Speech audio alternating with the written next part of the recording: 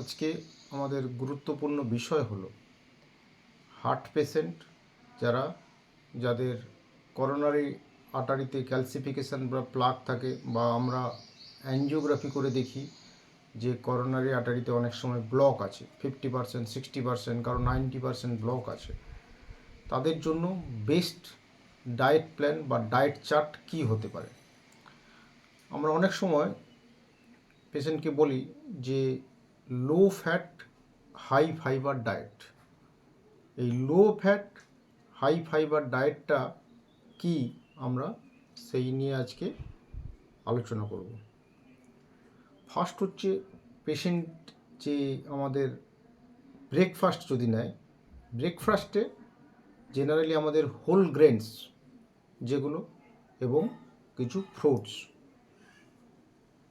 কোন সমস্ত ফল হচ্ছে হার্টের পক্ষে উপকারী, আর হোল গ্রেনসের মধ্যে আমরা ওটস খেতে পারি, বা হোল গ্রেন দিয়ে যে আমরা ব্রেড, যেগুলো ব্রাউন ব্রেড, সেগুলো আমরা ব্রেকফাস্টে নিতে পারি। এবারে ফলের মধ্যে হচ্ছে যেটা ইম্পর্ট্যান্ট ফল হচ্ছে ব্যানানা, অ্যাভোকাডো, অরেঞ্জ, গ্রেপসের মধ্যে কিন্তু ব্ল্যাক এবং রেড গ্রেপস যেগুলো, সেগুলো কিন্তু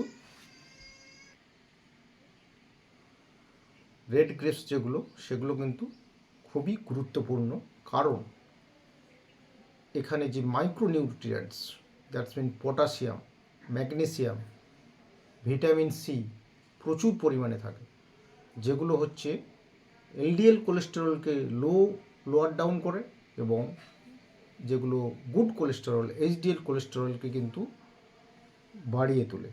এর ফলে কি হয়, যে করোনারি আর্টারিতে যে প্লাক থাকে, অ্যাথ্রোমেটাস প্লাক, বা করোনারি আর্টারিতে যে ক্যালসিয়াম ডিপোজিশন হয়, সেগুলো কিন্তু অনেক ক্লিয়ার করতে এরা সাহায্য করে।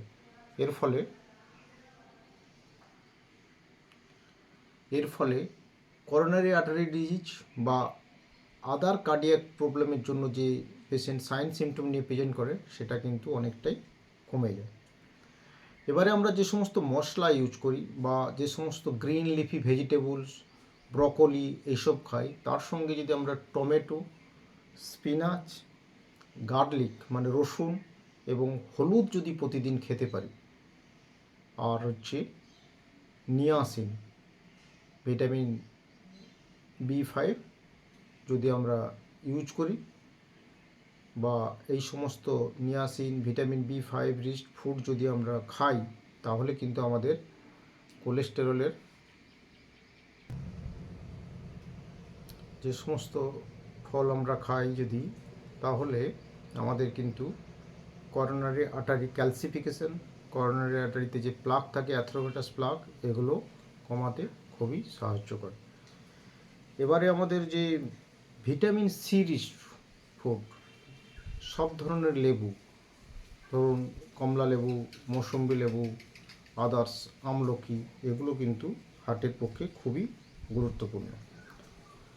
আর যেটা ওয়ালনাটস, অ্যালমন্ডস, ডার্ক চকলেট এবং বিভিন্ন রকমের হচ্ছে চেরি ফল, আর ডার্ক লিফি ভেজিটেবলস, বিট, গাজর, এগুলো কিন্তু হার্টের পক্ষে খুবই গুরুত্বপূর্ণ।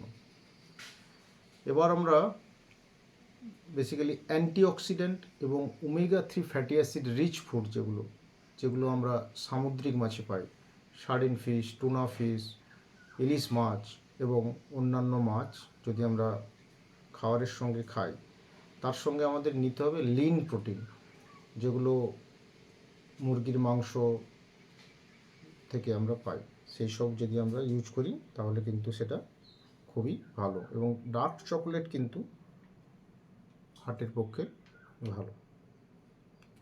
নেক্সট থিং হচ্ছে, আমরা যে লাঞ্চে যদি দেখি, তাহলে সেখানে সেই হোল গ্রেনস সঙ্গে গ্রিন লিফি ভেজিটেবলস, ব্রকলি এবং আদার্স থিংস, যেগুলো হচ্ছে ওমেগা-3 ফ্যাটি অ্যাসিড, অ্যান্টিঅক্সিডেন্টযুক্ত মাছ, এবং স্যাচুরেটেড ফ্যাটি অ্যাসিডটাকে কাট ডাউন করে আমরা আনস্যাচুরেটেড ফ্যাটি অ্যাসিড যুক্ত খাবার খাব। যে সমস্ত খাবার আমরা ক্যান ফুড বা ফাস্ট ফুড এগুলো কিন্তু হাইলি সল্ট রিচ ফুড, এজন্য আমাদের লবণের ইনটেক লেস দেন 6 গ্রাম পার ডে, মানে 1 চামচের কম।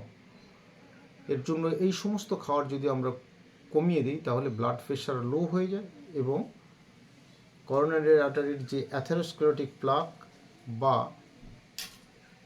যে করোনারি আর্টারি ক্যালসিয়াম ডিপোজিশন বা সিএসসি স্কোর আমরা যেটা দেখি সেটা কিন্তু অনেক কমে যায় 2-3 মাসের মধ্যে।